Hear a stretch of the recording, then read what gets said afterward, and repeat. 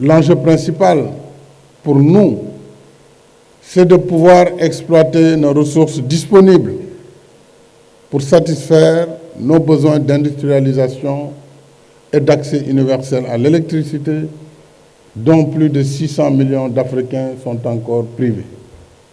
Bien sûr, il faut des ressources sobres en carbone, il faut une adaptation. Les partenariats pour une transition énergétique juste, appelé Just Energy Transition Partnership, pourraient offrir de bonnes perspectives de collaboration dans ce sens.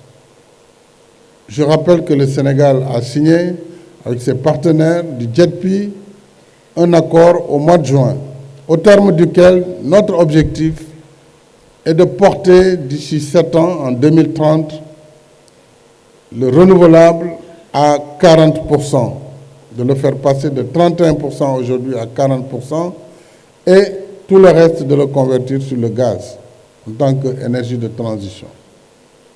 Évidemment, il faudra mobiliser 2,5 milliards d'euros dans cette fourchette. Je voudrais saluer cette perspective qui peut être étendue à l'ensemble des pays africains. Pour nous, la coopération dans le cadre des JETP pourrait être une alternative crédible, aux mesures unilatérales, il faut le dire, interdisant le financement à l'extérieur des sources d'énergie fossile. Souvent, ça fait rire quand on nous dit on ne va plus financer le fossile. Mais où on ne va pas le financer? C'est en Afrique et dans les pays en développement. Mais dans les pays développés, il y a du charbon aujourd'hui, partout. Il y a du pétrole, il y a du gaz. Donc, il ne faut pas qu'on subisse encore cette injustice climatique. Et ça, c'est mon combat que nous continuerons à mener, puisque c'est tout simplement injuste. Et il n'est pas acceptable de supporter cette injustice.